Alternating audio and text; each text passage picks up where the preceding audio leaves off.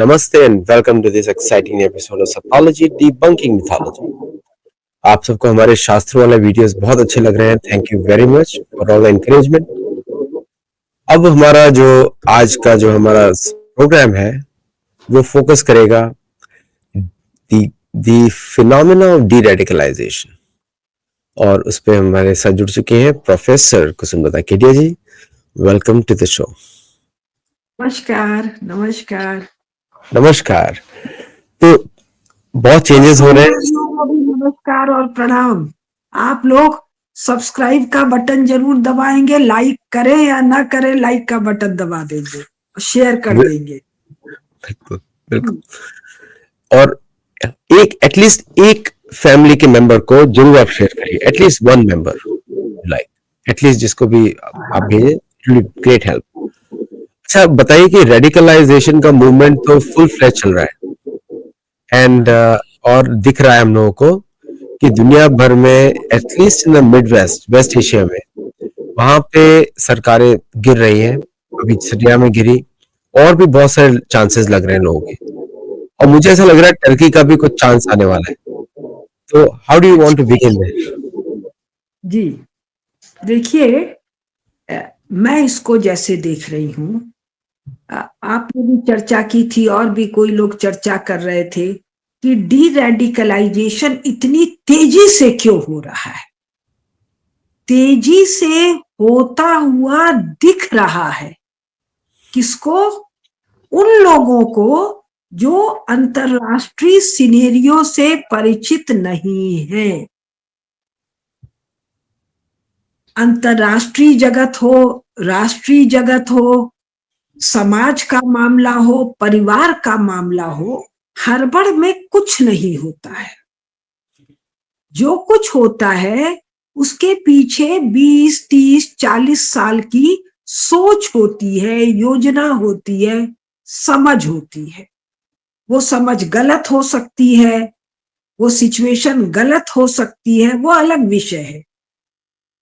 उसके परिणाम वो नहीं आए जो परिणाम अपेक्षित हैं, ये हो सकता है, होता रहता है.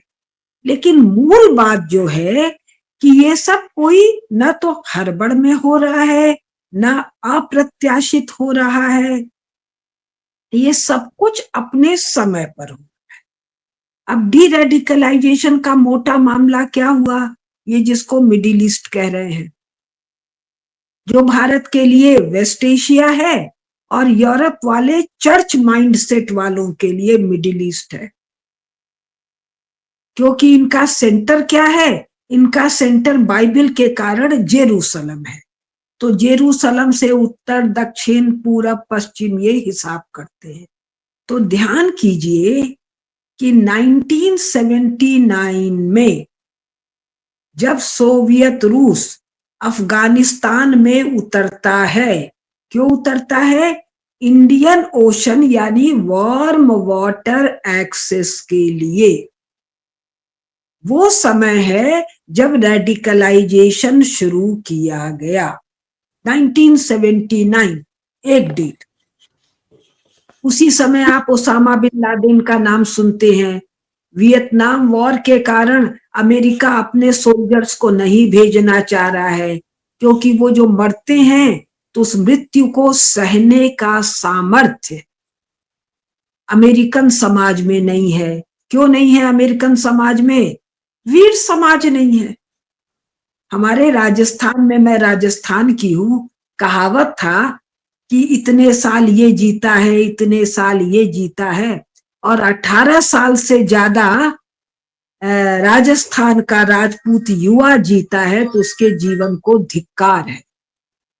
ठीक है, तो वीरता के अभाव के कारण उन लोगों ने तय किया कि सोवियत रसा से लड़ाई के लिए हम अपने सैनिक नहीं भेजेंगे. किसके सैनिक भेजेंगे? अफगानिस्तान कन्वर्टेड मुस्लिम था. मुस्लिम भी फर्जी शब्द है, मुनाफिक था, जिसको कहते हैं सूडो मोमिन था. तो इन्हीं के मजहब वाले लोगों को लड़ने के लिए भेजेंगे. तो हम नाम सुनते हैं उस समय वो क्या नाम था जिसने अलकायदा बनाया, तालिबान बनाया, Osama bin Laden, Osama bin Laden. इन लोगों को ट्रेनिंग दे के भेजा और फिर 10 साल वो लड़ाई लड़ी, तब खूब इनको पैम्पर किया, पंप अप किया। किसने किया? यूरो अमेरिकन ब्लॉक के मीडिया ने, जिसको ये लिबरल कहते हैं। और लिबरल का शत्रु है लेफ्ट, जो आजकल वोक है, उसने भी खूब हवा दी। इसके बावजूद कि लड़ाई सोवियत रूस से हो रही थी, क्योंकि सोवियत रूस का जो कम्युनिज्म है वो अलग काम कर रहा था, अमेरिका और यूरोप का लेफ्ट चर्च से लड़ता हुआ अलग काम कर रहा था। इस डिटेल में हम नहीं जा रहे।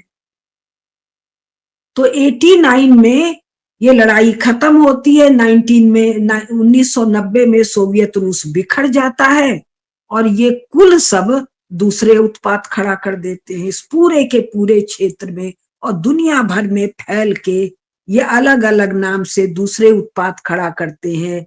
ISIS है, और ले दे के 2001 में ट्विन टावर पर जाकर ट्विन टावर को ध्वस्त कर देते हैं। अब एक थीसिस चलती है कि ट्विन टावर को भी ध्वस्त कराया गया पेंटागन के द्वारा। अब डीप स्टेट वगैरह फालतू शब्द है।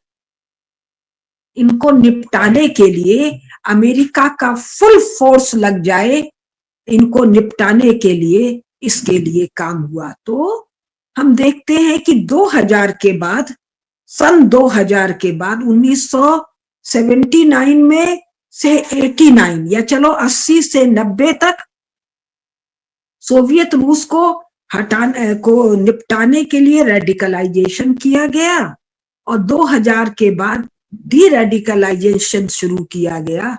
लेकिन वो धीरे धीरे थम थम के, उसके कारणों पर मैं आऊंगी।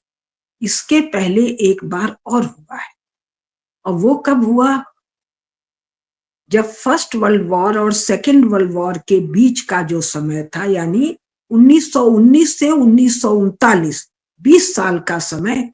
इस समय पेट्रोल निकलने लग गया था। उसके पहले से ही मिडिल ईस्ट के एरिया में इधर पेट्रोल का अच्छी तरह पता चलने लग गया।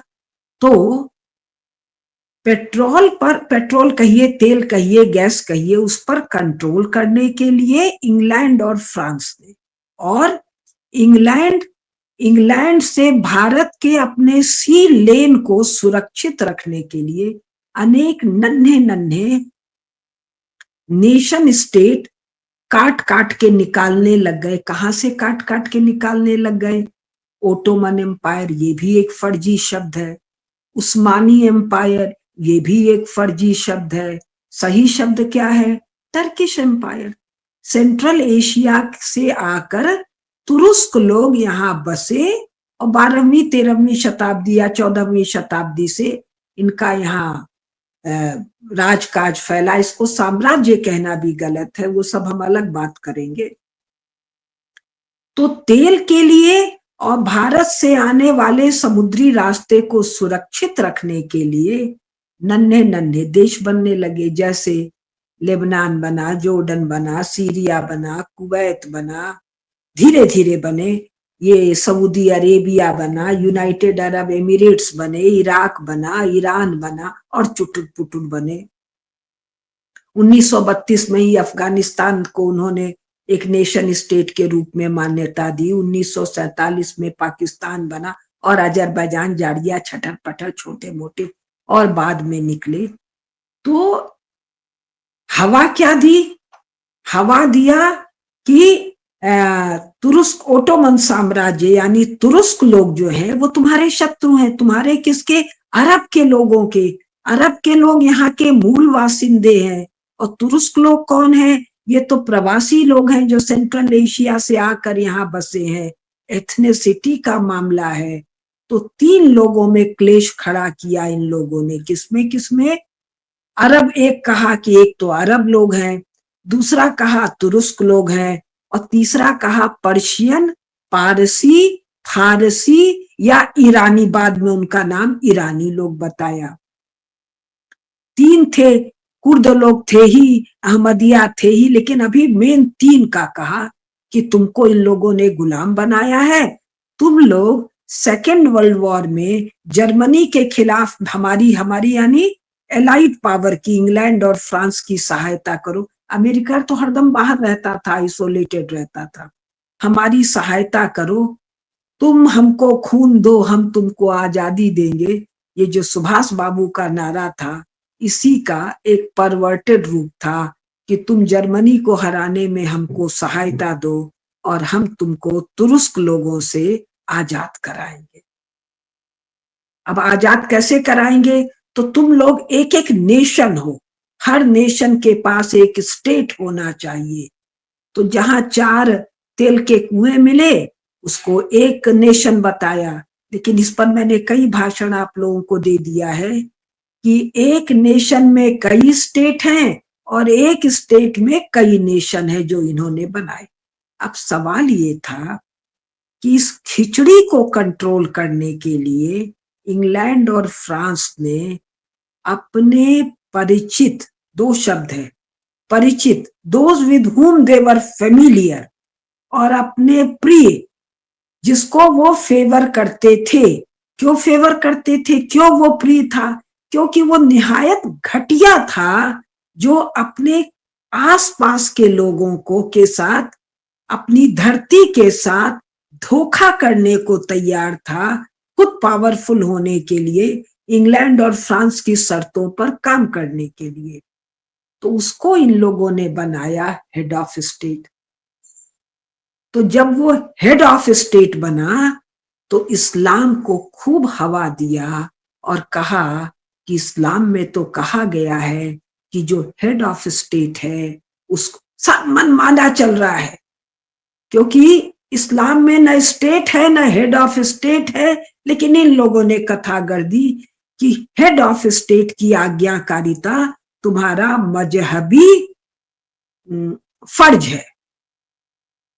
तो एक रेडिकलाइजेशन मूवमेंट हम देखते हैं इंटरवॉर पीरियड, फिर 1945 के बाद पीरियड। 1945 के बाद क्या हुआ? सेकेंड वर्ल्ड वॉर खत्म हुआ, डीकॉलोनाइजेशन शुरू हुआ। भारत से शुरुआत होके चारों तरफ यूरोपियन लोगों के खिलाफ घृणा का, उनको भगाने का भाव जगा। Some kind of national aspirations या डेमोक्रेटिक फर्जी एस्पिरेशंस खड़े किए गए। अब वो सरदर्द हो गया, वो इलेक्शन की मांग करने लग गया, वो अपने चुने हुए प्रतिनिधियों की मांग करने लग गया। तो उनको सप्रेस करने के लिए, उनकी चटनी बनाने के लिए ये पूरा इलाका, क्या Lebanon, Jordan, Turkey, Syria, Iran, Iraq, इसमें डिक्टेटरशिप आया। और ये डिक्टेटरशिप इस्लाम के नाम पर अपनी प्रजा को बुरी तरह दबाया, ऐसा मारा, ऐसा नाश किया जैसा हिटलर भी नहीं कर पाया। चमड़ी उधेड़ लेते थे, नाखून उधेड़ लेते थे, गुप्तांगों में आग डालते थे, बिजली का करंट डालते थे, सिगरेट से दागते थे। मतलब अकथनीय अत्याचार, उसकी हम चर्चा नहीं कर रहे हैं। और उस पर वोक और लेफ्ट ने कभी प्रोटेस्ट नहीं किया, उस पर मियाँ लोगों ने कभी प्रोटेस्ट नहीं किया। इजराइल ने जितना मारा, इससे 10 गुना अधिक पैलेस्टाइन लिबरेशन आर्मी, पीएलए का वो यासिर अराफात ने जैसा फिलिस्तीनियों को मारा, वैसा तो इजरायली मारने की कल्पना नहीं कर सकते। तो क्या हम देख रहे हैं? मोटा मोटी 30s ऑनवर्ड्स, 50s ऑनवर्ड्स और खास करके 80s में भयंकर रूप से रेडिकलाइजेशन को हवा दिया गया। इस्लामिक उग्रवाद को पाला और पोसा गया। 45 तक इंग्लैंड और फ्रांस के द्वारा, 45 से 90 तक यूनाइटेड स्टेट्स ऑफ अमेरिका के द्वारा। और इसके द्वारा एक काम और किया गया, भारत जो दुनिया का सबसे बड़ा राष्ट्र था, इकोनॉमिक मतलब हर मामले में था, साइज था, पॉपुलेशन था, इकोनॉमिक रिसोर्सेस थे, इकोनॉमिक प्रॉस्पेरिटी थी, मिलिट्री थी, उसको इस्लामिक रेडिकलाइजेशन के नाम पर Afghanistan out, Pakistan out, Bangladesh out, Maldives out, और नेफा में वो क्रिश्चियंस को, जिसको नॉर्थ ईस्ट कहते हैं, पहले नेफा कहते थे, तो वहां क्रिश्चियन रेडिकलाइजेशन चला। रेडिकलाइजेशन के द्वारा बड़े राष्ट्र भारत को टुकड़े टुकड़े, जिसको टुकड़े टुकड़े की बात गलत है, इनमें एनिमी स्टेट खड़ा किया गया। और मिडिल ईस्ट में क्या किया गया? रेडिकल इलीगल नेशन स्टेट खड़े किए। अब कुछ कह रहे हैं आप? एक्चुअली यासर अराफात को नोबेल प्राइज भी दिया गया था उस समय बाय यूनाइटेड इसी नेशंस। ना नोबेल प्राइज दिया गया इजराइल को के रास्ते के कांटों को साफ करने के लिए। आप यासिर अराफात से रिलेटेड और फिलिस्तीन से रिलेटेड कोई भी पुस्तक निकाल के पढ़िए, उसने कितनी बेरहमी से मारा है इनको। और इसी को हटाकर हमास और एक और आया था, और उसने तो ऐसी बुरी पिटाई की कि गाजा खाली करवा दिया इजराइल के लिए। ठीक है ना? तो इनका ये कानून है। ये तभी मुखिया बनते हैं जब इंग्लैंड, फ्रांस, अमेरिका के इशारों पर नाचने को तैयार होते हैं, तभी तो उनके प्रिय बनेंगे ना, तभी तो रेजिम सपोर्ट करेंगे ना। इवन नाउ अल जोलानी करके जो व्यक्ति जो आया है, वो भी ऐसे ही आया है थ्रू अमेरिकन सपोर्ट। पहले अमेरिकन जेल्स में था वो। भाई यही तो करेंगे ना। अब अमेरिकन सैनिक में और अमेरिकन सोसाइटी में मरने का भयंकर भय है। आपके चैनल पर मैंने एक पूरा वार्ता किया है, वन लाइफ सिंड्रोम, याद है आपको? Correct correct. को सुन लीजिए तो समझ में आ जाएगा ये लड़ क्यों नहीं सकते हैं। और हवा पानी क्या फैला रखा है कि हम बड़े भारी लड़ाका समाज है। जिसके पास एक ही जीवन है वो तो मरते ही खत्म हो जाता है ना। पुनर्जन्म वाले सनातनी ही लड़ सकते हैं ना। हम बार बार आएंगे, बार बार आएंगे, तुमको मार के नाश भी करेंगे और अपने जीवन का सुख और आनंद भी उठाएंगे। हम बार बार आएंगे। तुम तो एक बार के बाद सड़ने के लिए मजबूर हो। तो अब जो सेकंड पार्ट आता है, रेडिकलाइजेशन की मोटी कथा बताई, अब डी रेडिकलाइजेशन की मोटी कथा बता रही। इजराइल आ गया है 1917 में, शायद बेल्फोर डिक्लेरेशन होता है। 1948 में इजराइल की स्थापना हो जाती है।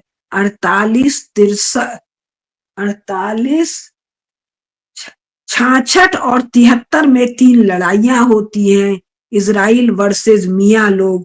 तीनों लड़ाइयों में मियाँ लोगों की यहूदी लोग बहुत ठीक से चटनी बनाते हैं। क्यों चटनी बनाते हैं? क्योंकि मियाँ लोगों से अल्लाह ताला भयंकर नाराज हो गए हैं। क्यों नाराज हो गए हैं? क्योंकि ये इन्होंने दीन का रास्ता छोड़ दिया है। इनमें कोई भी मोमिन नहीं है, सब मुनाफिकीन और मुशरिक हैं। सब अल्लाह के अगेंस्ट क्राइम करने के अपराधी हैं। इसको समझना हो तो सत्तोलॉजी पर मेरे सबसे पहले के 4 भाषण हैं। कुरान नहीं तो इस्लाम नहीं, पहला, दूसरा, तीसरा, चौथा भाषण। कौन डरा हुआ है, अरबियों के अनुसार इस्लाम की व्याख्या, ये एक कोई और है, 4 भाषण है, उसको आप सुन लीजिए। तो चूंकि अल्लाह ताला बेइंतहा नाराज है, इसलिए यहूदियों के द्वारा अल्लाह ताला इनकी चटनी बनवाते। चटनी बनने के बाद 73 के बाद मिस्र, जो पुराना देश है, जिसके पास मिलिट्री पावर है, वो कैंप डेविड समझौता करता है इजराइल के साथ, अनवर सादात। और इधर कौन हेड ऑफ स्टेट है इजराइल का, मुझे अभी नाम नहीं याद है। तो मिस्र के समझौता करते ही मिडिल ईस्ट के जो ये नन्हे नन्हे नन्हे नन्हे पिद्दी से देश हैं, इनकी हवा निकल जाती है और ये क्या करते हैं, क्रोध में आकर सोवियत रशिया के समझाने से, सोवियत रशिया कौन है, अल्लाह का शत्रु है, जो अल्लाह को नहीं मानता है, मार्क्सिज्म अल्लाह का शत्रु है, तो ये इनको समझाता है तेल का दाम बढ़ा दो। 73 में तेल का दाम 4 गुना हो जाता है और बाद में भी लगातार बढ़ता रहता है। तेल का दाम बढ़ते ही यूरोप और अमेरिका की रीढ़ की हड्डी में करंट दौड़ने लगता है, अर्थव्यवस्था चरमराने लगती है। ये सब किसी तरह कंट्रोल होने को तैयार नहीं है। क्यों नहीं तैयार है कंट्रोल होने को? मुनाफिक और मुशरिक हो चुके हैं। अल्लाह इन पर कहर भेज रहा है, ये देख नहीं पाते हैं और तब अमेरिका में इनकी कमर तोड़ने की तैयारी हो जाती है। अमेरिका का मतलब नाटो में, नाटो का मतलब अमेरिका और यूरोपियंस पावर में निर्णय हो जाता है। काहे का गॉड और अल्लाह की पुरानी लड़ाई है, क्रिश्चियनिटी और इस्लाम की पुरानी लड़ाई है, क्रूसेड और जिहाद का पुराना मामला है। ये तय करते हैं कि इनका मन बहुत बढ़ गया है, इनकी कमर तोड़ देनी है। 73 ऑनवर्ड्स या बल्कि 70 ऑनवर्ड्स या उसके भी थोड़ा 2-4 साल पहले ये डी रेडिकलाइजेशन कैसे कैसे किया जाता है, मुझे जो याद है वो बता रही हूँ। एक टिंटिन करके कॉमिक्स आता है, बड़ा पॉपुलर कॉमिक्स है, हम लोगों ने भारत में भी पढ़ा है। मेरी उम्र 30 साल की रही होगी या और कम रही होगी या ज्यादा रही होगी। टिंटिन में जो जोकर है वो एक अरब का मुल्ला है। मेरी फेवरेट सीरीज है वो मुझे अच्छी तरह पता है। टिंटिन, है टिंटिन, वही जोकर है, हाँ ब्रेनलेस है, डोप है, नॉट ग्रे मैटर। उसको वो टिंटिन नाम का छोटा सा यूरोपियन क्रिश्चियन लड़का कैसे भी घुमाता रहता है, याद है ना? बिल्कुल बिल्कुल। Thomson and Thomson. हाँ हाँ, थॉमसन एंड थॉमसन दो जासूस हैं। हाँ आप तो और छोटे रहे होंगे। हाँ लेकिन टिंटिन, मैं आपको बताता हूँ, जब मैं पहली बार, बहुत पहले 97 98 में पहली बार जब ब्रसल्स गया था, ब्रसल्स, तो वहां पे हाँ उनका हेडक्वार्टर्स है हर्ज कॉमिक्स का, अच्छा, और एक म्यूजियम भी है, हर्ज कॉमिक्स का म्यूजियम। हाँ हाँ तो it is a very popular comic series, बच्चों जैसी है, हाँ लेकिन उसमें सारा मजाक इन लोगों का बनाया जाता है, बुद्धुओं का। हाँ। मैं 1980s में काठमांडू बहुत जाती थी भैया के पास। हम्म, भैया के ससुराल में मेरे एज ग्रुप की बहुत सी भाभियां थी, वो सब थोड़ी वेस्टर्नाइज थी, तो उन्हीं लोगों के पास मुझे बड़ा ये टिंटिन कॉमिक्स में फुर्सत में पढ़ा करती थी। इसी के साथ बहुत सारे कॉमिक स्ट्रिप चलते थे यूरो अमेरिकन अखबारों में, उसमें इनका मजाक होता था।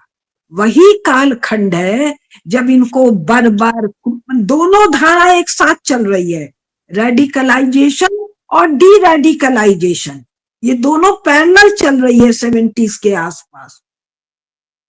और 70 से 73 से कह लीजिए, 70 से कह लीजिए 90 तक अमेरिका और यूरोप तेल से पिंड छुड़ाने के मूड में आ गए। आपको ध्यान होगा 75 में क्लब ऑफ रोम की एक रिपोर्ट आती है, लिमिट्स टू ग्रोथ। और लिमिट्स टू की ग्रोथ क्या कहता है, ये जो नॉन रिन्यूएबल रिसोर्सेज हैं, और क्या था, कोयला, पेट्रोल, गैस फैस सब, ये इनका स्टॉक लिमिटेड है, ये खत्म होने वाले हैं। तो मानव जाति को नॉन रिन्यूएबल रिसोर्सेज पर निर्भर करना चाहिए। ये 73 की लड़ाई के बाद 75 में अचानक ये महान ज्ञान यूरो अमेरिकन को आ गया, और क्लब ऑफ रोम की रिपोर्ट के बाद तो लाइन से चल पड़ा सिलसिला इंटेलेक्चुअल डी रेडिकलाइजेशन और intellectual renunciation of middle east. इसकी जरूरत नहीं है, इसका बहुत कम है, इससे पर्यावरण को बहुत खतरा है। सकल कर्म तो तुम्ही ने कर रखा है, पर्यावरण के लिए दोषपूर्ण है। तो ग्रीन एनर्जी चाहिए, तो ग्रीन एनर्जी में हाइड्रो इलेक्ट्रिसिटी है, पानी है, हवा है, एयर है, सन है, सोलर है, और साथ में वो न्यूक्लियर है, और समुद्र की तरंगों से एनर्जी जनरेट होगी, और मनुष्य चलेगा तो उसके पदचाप से सड़क पर या एयरपोर्ट पर लाइट जनरेट होगा, दुनिया का अवाल बवाल चालू हो गया। यानी तुम लोगों की मानवता की को कोई जरूरत नहीं है। अब देखिए अल्लाह ताला का कहर, अल्लाह ताला ने तेल दिया तुम्हारे कपार पर, तुम्हारे शत्रु जिनसे तुमने जिहाद किया था, जिन्होंने तुम्हारे साथ क्रूसेड किया था, उनको तुम्हारे सर पर बैठाने के लिए, और उसके बाद वो तेल इतना थोड़ा दिया कि जल्दी खत्म हो गया। तुमको न तेल निकालना आया, न तेल प्रोसेस करना आया, न तेल बेचना आया, न तेल के पैसे से तुम मियां बन पाए, मोमिन बन पाए। तुम क्या किए तेल के पैसे से?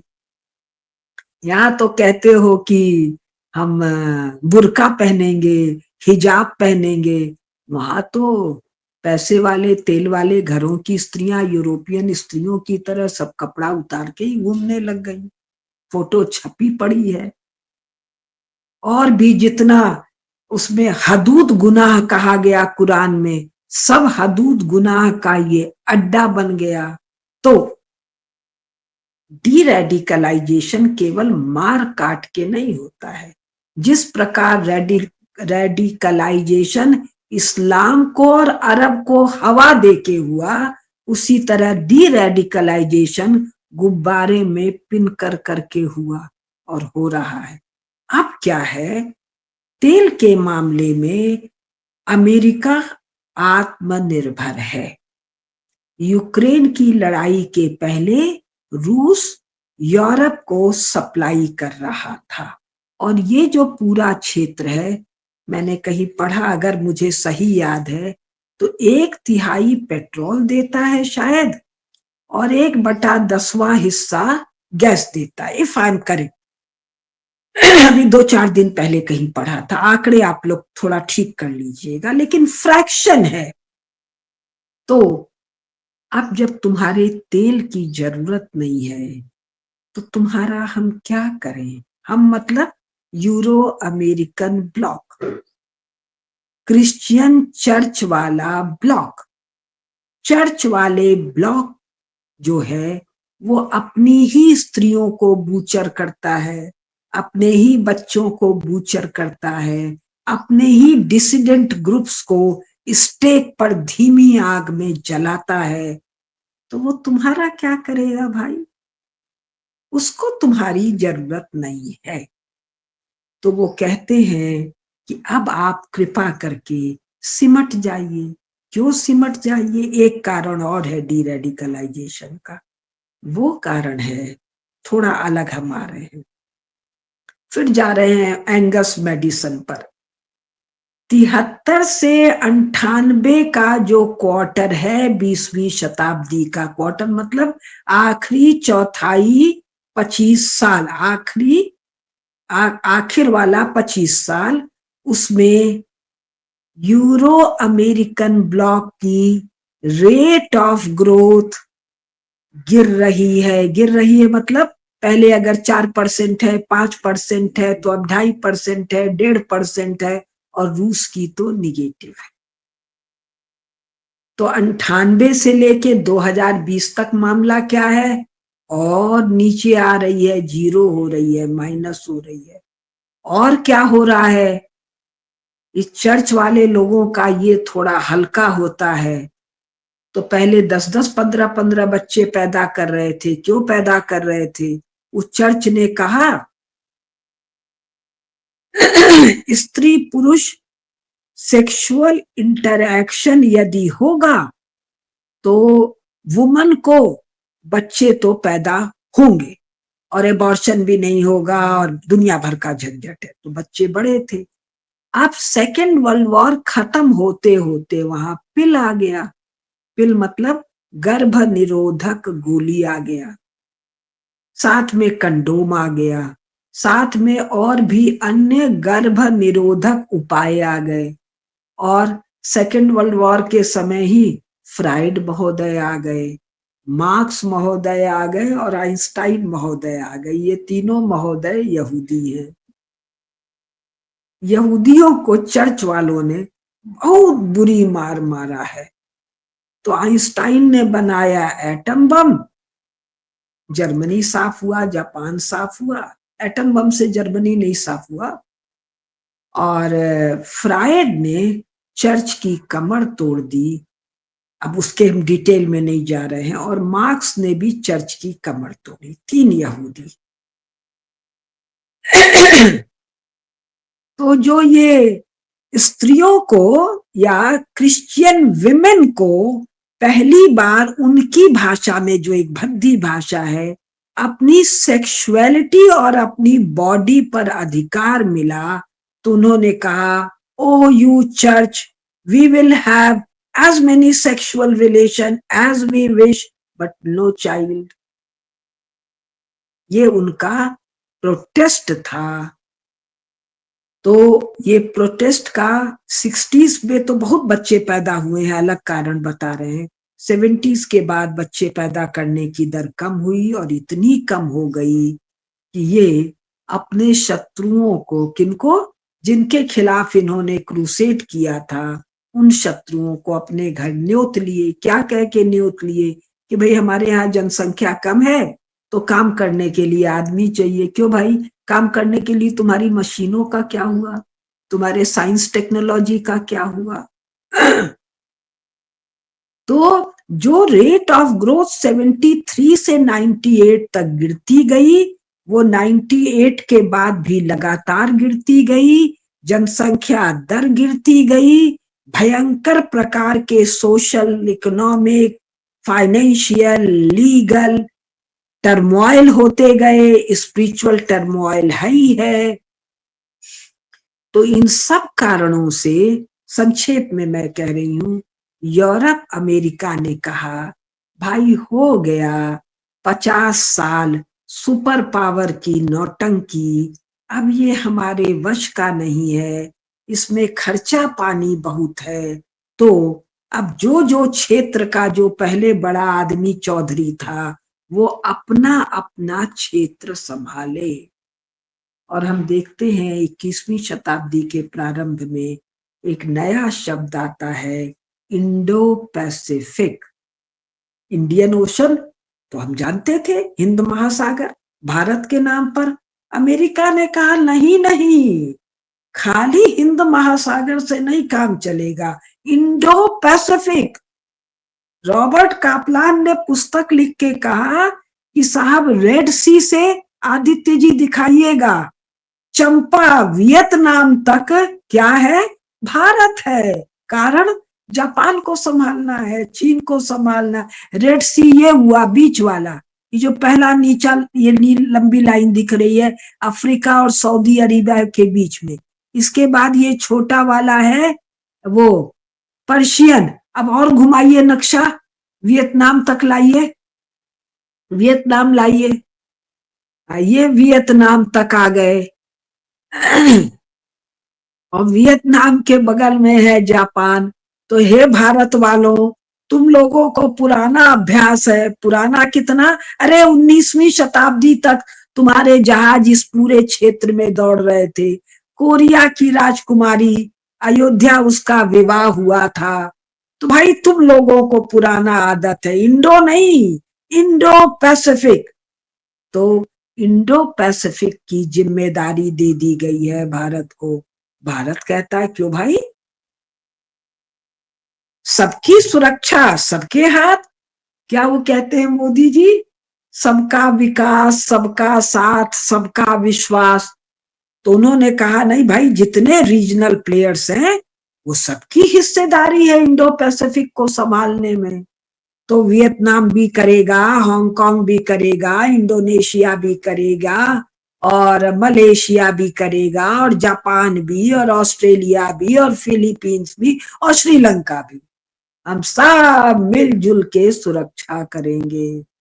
अब एक शब्द और सुना होगा आप लोगों ने, India middle east European corridor, BRICS में तो ये शब्द हम लोगों ने सुना तो उसी दिन थोड़े क्वाइन हुआ, और 15-18 साल पहले सोचा गया।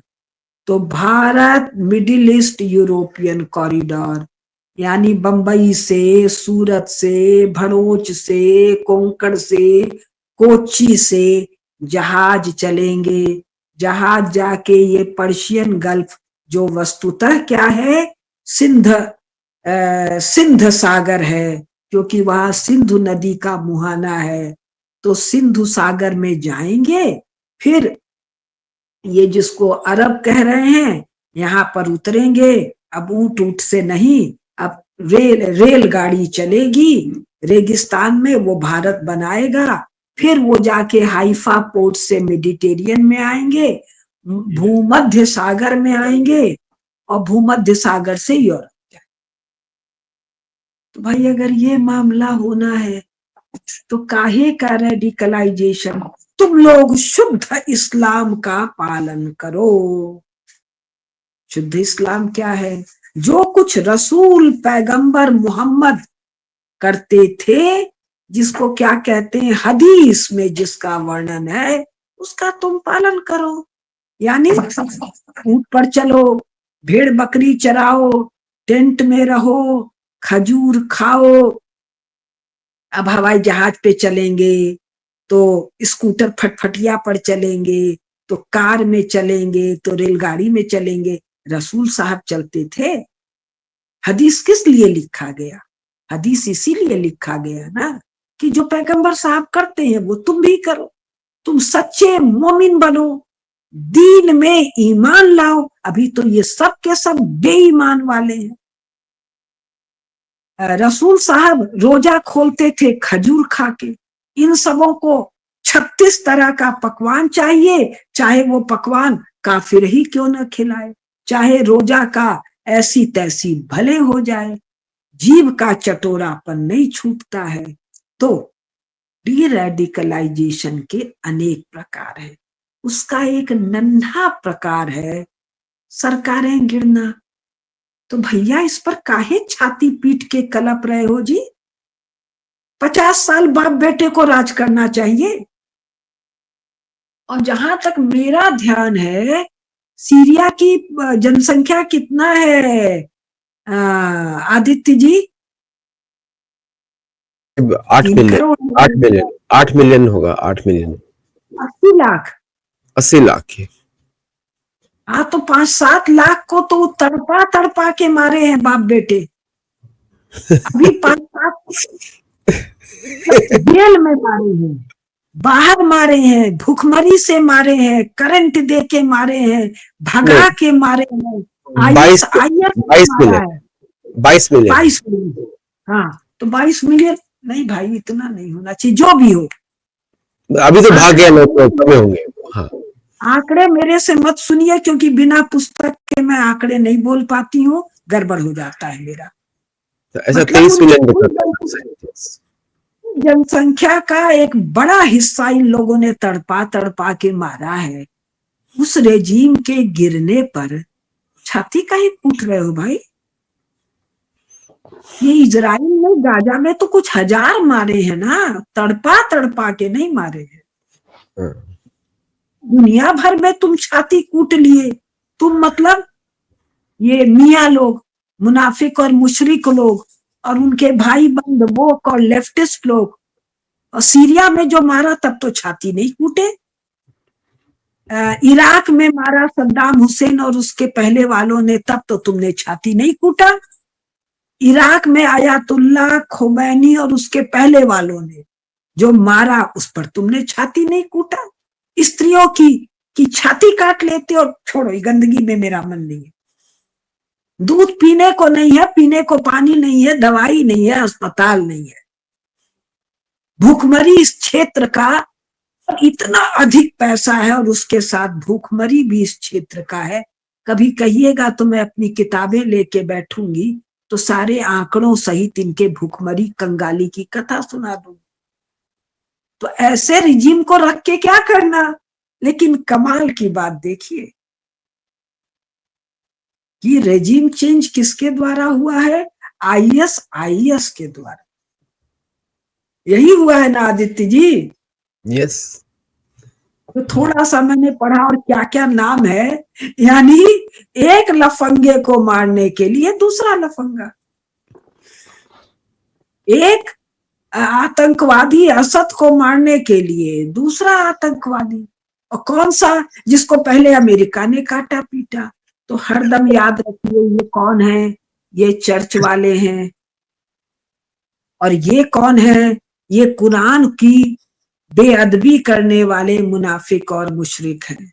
ध्यान रखिए। 2007 में इसी को टेररिस्ट बुलाया था अमेरिका ने, और अब वही यहाँ का केयरटेकर बना दिया गया, और अभी बाइडेन एडमिनिस्ट्रेशन ने उसको अच्छा आदमी बताया, बहुत अच्छा आदमी है। तो उसको भी तो अच्छा आदमी बताया था, बांग्लादेश वाले को। बहुत अच्छा था वो भी। किसी को नोबेल पुरस्कार मिले, सावधान, होशियार, ये उत्पात कर चुका है या उत्पात करने वाला है, या किसी बड़े उत्पात में इसका केंद्रीय भूमिका होगी। तो जब ओबामा को नोबेल प्राइज दिया ना इन लोगों ने, तो ओबामा भी शॉक हो गया, मैंने ऐसे क्या किया है जो मुझे नोबेल प्राइज दिया जाए। वो गंदे आदमी को नहला धुला के साफ कपड़ा पहनाते हैं ना, तो नोबेल पुरस्कार गंदगी, टट्टी, पेशाब, सारा गंदगी धो धा सेंट वेंट छिड़क के साफ सूटेड बूटेड करके, लो भाई नोबेल पुरस्कार। इसका इस्तेमाल बाद में होगा, पूरा लिस्ट उठा के देख लीजिएगा। मेरा एक एक्सपीरियंस है कि जिसको भी इकोनॉमिक्स में नोबेल प्राइज मिला है उसको फाइनेंस मिनिस्टर कभी बनाना नहीं चाहिए। हाँ हाँ, बनाया है तो मुझे पता नहीं। ये है ना एडवाइजर, इसको नोबेल प्राइज मिला है, तो जहां जहां पे जिस जिसको नोबेल प्राइज मिला है इकोनॉमिक्स में, उसको कभी भी दुनिया फाइनेंस मिनिस्टर ना बनाए, क्योंकि उसको इकोनॉमिक्स नहीं आता। तो ज्यादातर पीस वालों का देखा, इधर 20-30 साल से इकोनॉमिक्स वालों का मैंने नहीं देखा क्या था कैसे। तो अब ये जो डी रेडिकलाइजेशन जो हो रहा है, ये फास्ट दिख रहा है। मेरा कहना था, मैं कब से कह रही थी, आप याद कर लीजिए, 2029 के पहले, याद आ रहा है? यस। दसों बार आपके चैनल पर कहा है, 2029 के पहले क्यों? शी जिनपिंग की आयु, शी जिनपिंग की ऑफिशियल आयु 75 से अधिक हो जाएगी 29 में, और अनऑफिशियल शायद 80 का हो जाएगा। तो 60 के बाद वो जो यौवन को बनाए रखने की जो बहुत सारी आयुर्वेदिक औषधियां हैं, 60 के बाद उनका असर कम होने लगता है और 70 के बाद तो खत्म। कारण वो औषधियां उन्हीं को लेना होता है जो जित इंद्रिय है, सबके लिए वो नहीं होता है। जो जितेंद्रिय हैं, जो ब्रह्मचर्य का पालन करते हैं, और अपने यहाँ वो औषधियां उन्हीं को दी जाती थी जो बड़ा कोई धर्म पुरुषार्थ, वीरता का पुरुषार्थ करने वाले हैं। अब ये क्या है? ये हर दर्जे के स्वेच्छाचारी हैं। तो इनको ऐसी औषधियां बाद में 70 के आसपास बहुत तेजी से नष्ट करती हैं। अब ये अपने सोशल मीडिया और मीडिया जगत और एकेडमिया के लोगों को आयुर्वेद की कायाकल्प की ये मोटी बातें नहीं पता है। कायाकल्प करते समय पूरे समय एकांत में भगवत आराधना करनी पड़ती है, नौटंकी नहीं। अंदर से भगवत आराधना करनी पड़ती है, तब सेल्स बदलते हैं तीव्रता से। यहाँ क्या है, सेल्स तीव्रता से डेटोरिएट करते हैं। तो मैंने शी जिनपिंग की आयु का कैलकुलेशन किया था कि शी जिनपिंग के विदाई के साथ, अभी विदाई बीमारी हो सकती है, गोली मारा जा सकता है, कोई उसका अंग भंग हो सकता है, गिर सकता है, कोई मेंटल कैपेसिटी सडनली जा सकती है, सब सडन होता है। तो ये जिसको चाइना कहते हैं, इस कम्युनिस्ट पार्टी के हैंडलिंग के साथ साथ संसार में डी रेडिकलाइजेशन कंप्लीट हो जाएगा।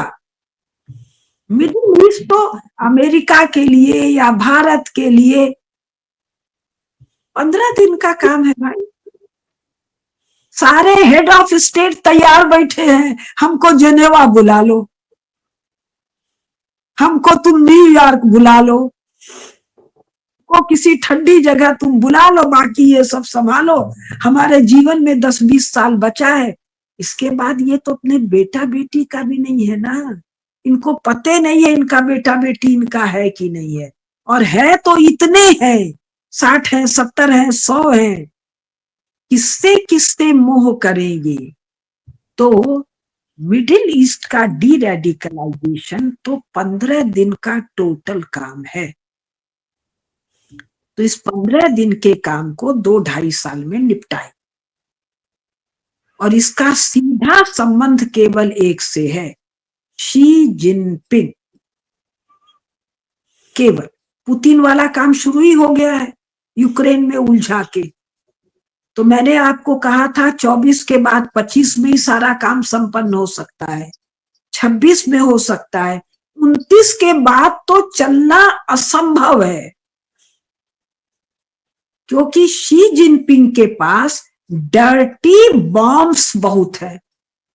वो जो न्यूक्लियर का आर्सेनल खड़ा किया है ना, तो वो उड़ाएगा तो कौन सा जाके कहाँ फटेगा ये पता नहीं, और कचरे को साफ करते करते कचूमर निकल जाएगी, इसलिए वो उसके विदाई की प्रतीक्षा कर रहे हैं। अगर वो डर्टी बॉम्ब्स वहां ना होते तो मेरी समझ से 25-26 में ये सारा डी रेडिकलाइजेशन कंप्लीट हो जाता। जी, ऐसा भी कुछ लोग बोल रहे हैं, हाँ ऐसा भी कुछ लोग बोल रहे हैं, मैं एक्चुअली मजाक में बोल रहा था। एक तो मेरा लाइट पॉइंट है दर्शकों कि वो मोदी जी भी ट्राई ना करें नोबेल प्राइज के लिए, किसी भी नोबेल प्राइज के लिए, लाइट कमेंट है, बाकी मोदी जी की टीम देखे। और दूसरा, अभी जो अमेरिका में यूएफओ करके एक बड़ा, हर सिटी के ऊपर एक ड्रोन घूम रहा है, ऐसा भी लोग बोल रहे हैं कि वो किसी डर्टी बॉम्ब को ढूंढ रहे हैं, अमेरिका के अंदर आ चुका है, ऐसा भी लोग बोल रहे हैं। ऐसा ट्विटर पे चैट चल रही है लोगों की। क्या क्या क्या कि अमेरिका के ऊपर चैट चल रही है कि वो जो अभी जब दर्शक देखेंगे तो 1-2 दिन हो जाएंगे, लेकिन इस समय रिकॉर्डिंग के समय जो जितने भी ड्रोन्स घूम रहे हैं अमेरिका के ऊपर, हर सिटी के ऊपर, वो ढूंढ रहे हैं डर्टी बॉम्ब को या कोई ऐसे डिवाइस को। अच्छा, तो जब तक दर्शक लोग वीडियो देखेंगे, क्योंकि हम लोग संडे को रिकॉर्ड कर रहे हैं, जब तक दर्शक देखेंगे ये वीडियो तब तक वो शायद उन लोगों को कुछ आंसर्स मिल जाएगा। लेकिन this is what the x पे चैट चल रही है वो बता रही है। तो अब मैं अपनी बात कंक्लूड कर दूं। हाँ, आपने जो डर्टी बॉम्ब बताया, चाइना के पास बहुत सारे डर्टी बॉम्ब है, तो बॉम्ब इसलिए है, क्लीन बॉम्ब बनाने का सहूर नहीं है ना बॉम्ब बनाने के चक्कर में डर्टी बॉम्ब नाम है, वस्तुतः अध कचरा बॉम्ब। उठाए तो फट गया, उड़ाए तो फट गया, कहीं गिरा तो फट गया। तो अब यूरोप वालों को है कि भैया इतना कचरा साफ करने का हमें दम नहीं है, विदा हो तो इकट्ठा करके बहुत भारी भारी गड्ढे बनवा रखा है, उसी में धरेंगे डिफ्यूज करके। तो डर्टी बॉम्ब का मतलब गंदा बॉम्ब मत समझ लीजिएगा, अध कचरा। अच्छा, जो पटाखे नहीं होते, हाँ, हाँ, मैं समझ गया, मैं आपको समझ गया कि जो आप चले ना। समझ ही गए। हाँ, श्रोता लोग को बता दूं, क्योंकि चीन के बारे में रेडिकलाइजेशन का भी हवा बनाया जाता है और डी रेडिकलाइजेशन का भी। चीन ये है, इसका भी हवा बनाया गया। अब अब एक दिन आप ही के शो पर करेंगे चीन की असलियत को लेके। बहुत मैटर मेरे को मिल गया, बहुत गजब मैटर मिला है। थोड़ा लौट आऊं नागालैंड से तब करूंगी। तो अब वो सब पब्लिक डोमेन में मेरी समझ से साल भर के अंदर आ जाएगा। मैंने भी पब्लिक डोमेन से ही उठाया है, लेकिन बहुत पॉपुलर हो जाएगा साल भर में। तो शी जिनपिंग की विदाई के साथ, अब विदाई कैसी होगी ये केवल विधाता जानते हैं। अमेरिका सब शांति से बैठे हैं, भीतर घुस के खुड़पेच कर रहे हैं। मैंने कोई 20 साल पुरानी पुस्तक पढ़ी, 20 साल पुरानी या 25 साल, हम उसका डेट आप लोग के यहाँ दिखाएंगे, पॉलिटिकल ज्योग्राफी ऑफ चाइना इस किताब का। उसमें कहा है सोशल अनरेस्ट से चाइना का डिसइंटीग्रेशन होगा। यानी 20 साल पहले तो किताब छपी है, प्लानिंग 5-10 साल पहले हुई है कि वहां भीतर खुड़पेच करेंगे और भीतर से बॉम्ब को ब्लास्ट करेंगे। ये है चर्च वालों का माइंड। वहां होते ना कहीं पर कि सीधा एक सलाख कोई चीज डालो तो वहां से निकलेगा तो टेढ़ा होके निकलेगा। तो चर्च का जो माइंड है वो बेचारा हरदम टेढ़ा मेढ़ा ऐसे ऐसे चलता है। तो डी रेडिकलाइजेशन तय है 29 के बहुत पहले, ये हो सकता है 25 में संपन्न हो जाए। और जब संसार में, एक चीज और कहना चाहती हूँ, और जब संसार से उखड़ जाएगा, मेरे भाषणों पर मैं बहुत टिप्पणियां पढ़ती हूँ। आप मिडिल ईस्ट तो बहुत बताती हैं, भारत में क्या और बांग्लादेश में क्या, और मोदी जी ऐसा कर रहे हैं और मोदी जी वैसा कर रहे हैं। ये सब पतली पतली डालियां और पत्ते हैं। जब तक जड़ से नहीं उखाड़ेंगे, डाली काटने और पत्ता काटने से गाड़ी नहीं मामला नहीं सुलझता है। ये और एक बात में से उखड़ेगा। एक बात में और मैं आपकी ऐड, जी जी जी, आप कहिए आप कहिए। प्ले कंप्लीट करिए, अन्य भूल जाएंगे आप प्लीज। मिडिल ईस्ट से उखड़ने के बाद भी ये सब साल 2 साल भारत में नजर आएंगे। मैं बागवानी खेती बड़ा करती हूँ, पेड़ को उखाड़ दीजिए, जमीन पर रख दीजिए, पत्ता सूखने में 2-4-5 दिन लगता है। कई वृक्षों में तो फूल सूखने में 2-3 दिन लग जाता है, और डाली और पेड़ सूखने में और 2-4-5 महीना लगता है। तो जड़ से ये उखड़ रहा है, उखड़ नहीं रहा है। उखड़ तो ये सब स्वयं गए थे। दीन का रास्ता तो इन्होंने स्वयं छोड़ दिया। मुनाफिक मुशरिक ये बन चुके हैं। अल्लाह ताला के खिलाफ इन सबों ने हदूद गुनाह मतलब सैकड़ों साल तक कर दिया है। अब केवल डाल पात सूखने की बात है। इसको जिंदा रखा था चर्च वाले यूरोपियन टेढ़ी खोपड़ी ने तेल के लिए। अब तेल का जरूरत नहीं है। और दूसरा रखा था रशिया से निपटने के लिए, कम्युनिज्म से, वो भी ढह गया किला। तो अब ये अपनी स्वाभाविक गति को, मुक्ति को, स्वाभाविक स्वरूप को प्राप्त कर जाएगा। टेंट में रहेगा, ऊंट में चलेगा, खजूर खाएगा, कभी कभी नहाएगा, सब स्वाभाविक। तो भारत के मुनाफिक और मुशरिक तरह तरह के नौटंकी कर करके वो भी अपने मूल स्वरूप को प्राप्त हो जाएंगे। जी, मैं ऐसे ही देख रही हूँ बड़ी स्पष्टता से। ये बहुत ही डीप आपने एनालाइज किया इसको, क्योंकि शायद ये इस तरह की बात कहीं है भी नहीं चैनल्स पे। मैंने तो नहीं सुनी। मैंने भी नहीं सुनी। आपको चैनल पर आने के पहले मैं थोड़ा वेल इन्फॉर्म्ड होने के चक्कर में 4-5 मुख्य लोगों को सुन लेती हूँ कि भाई कुछ ऐसा तो नहीं है जो मुझसे छूट रहा हो, तो देखती हूँ एकदम सतह पे बात हो रही। एक्चुअली आपकी वजह से 50 साल का तो अध्ययन करो, ये अपने लोग का टाइम का सेकंड में फर्क हो जाता है, तो मैं बोल पड़ती हूँ। नहीं, एक्चुअली एक रिकॉर्डिंग में शायद दर्शकों को दिखे बैकग्राउंड नॉइज भी काफी आ रहा है, उसका रीजन मुझे पता नहीं। अच्छा, मैं एक इसमें आपको एक पॉइंट ऐड करने वाला था वहां पे कि ये जो दर्शकों के लिए जो आप डर्टी बॉम्ब जो बोल रहे थे, गंदा बम, वो एक्चुअली गंदा ही बोल रही थी, कोई उनका न्यूक्लियर डिवाइस या WMD से कोई रिश्ता उसका कनेक्शन नहीं है, करेक्शन के लिए।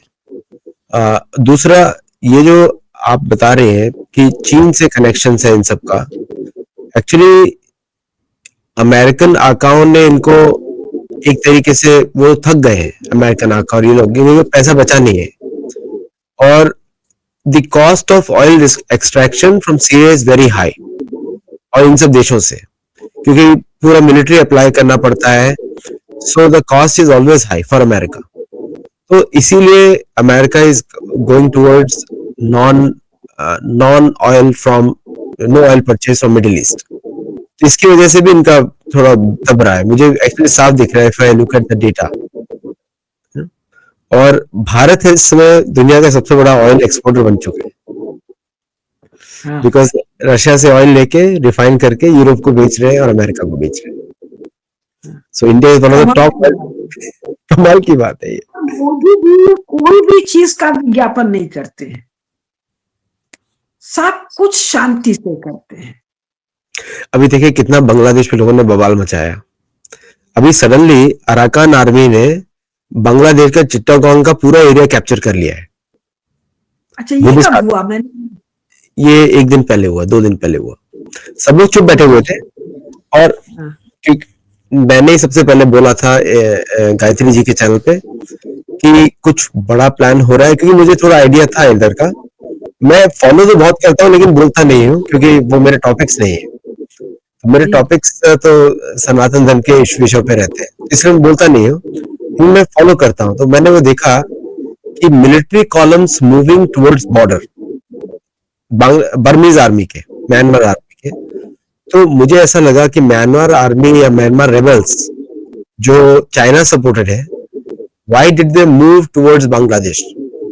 तो उसमें आप देखेंगे एस जयशंकर की मीटिंग चाइनीज फॉरेन मिनिस्टर से होती है, क्योंकि बहुत सारी चीजें गवर्नमेंट बोलती नहीं है। लेकिन जैसे ही अमेरिका इधर आया बांग्लादेश में, तुरंत इंडिया और चाइना दोस्त बन गए बर्मा में, क्योंकि पॉलिटिक्स ऐसी ही चलती है, कोई किसी का परमानेंट एनिमी नहीं है, परमानेंट फ्रेंड नहीं है, नेशनल इंटरेस्ट सबसे ऊपर है। तो अब बांग्लादेश का बहुत बड़ा हिस्सा म्यांमार आर्मी कैप्चर करती जा रही है, and they have no other option but to ask India for help. अब यहाँ पे मिलिट्री इंटरवेंशन शुरू होगा, वापस 71 वाली सिचुएशन। तो काफी इंटरेस्टिंग है जो भी चल रहा है। बट आपने जो इतिहास की दृष्टि डाली इस पे नजर, इट इज अमेजिंग, क्योंकि अब लोगों को एटलीस्ट पता तो लगेगा कि डी-रॉडिकलाइजेशन किस तरह होगा। अभी तक लोगों को पता नहीं था कि किस तरह होगा, आपने वो बताया किस तरह होगा। और 25-26 मैक्सिमम 29, ये आपकी पहले की भी प्रेडिक्शन है 29 की।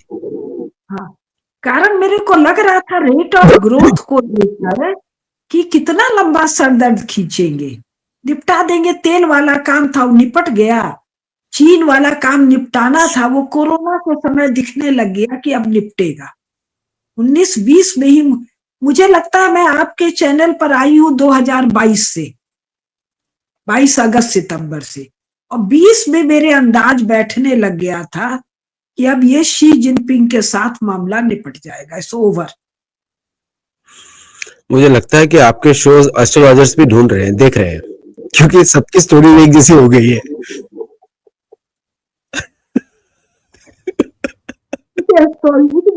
ये थोड़ी बताया जा सकता है। शायद वो लोग भी आपकी विषय है जिसको निपटाना है, यूरो अमेरिकन ब्लॉक को निपटाना है, तो उसके चैलेंजेस क्या क्या है, तो किस चैलेंज को वो कैसे हैंडल करेगा, इसको देखने के लिए उसकी पास्ट प्रैक्टिस देख ली है, और मैं कह सकती हूँ मैं यूरोप की बड़ी जानकार हूँ, तो मैं बड़े बहुत अच्छे से कह सकती हूँ। और यूरोप को जाने बिना अभी 100-200 साल के संसार में क्या हो रहा है, क्या होगा, ये जानना असंभव है। बहुत सारे एस्ट्रोलॉजर्स अंकित जी को देख के अपनी प्रेडिक्शंस हाँ, डालते हैं, और हाँ। कुछ एस्ट्रोलॉजर्स आपको सुन के अपनी प्रेडिक्शंस डालते हैं। मैंने मुझे दिखाई दिया था कि मोदी जी पहले दिखा था 2011 में लाल किले में झंडा फहरा रहे हैं, कभी कभी दिखता है।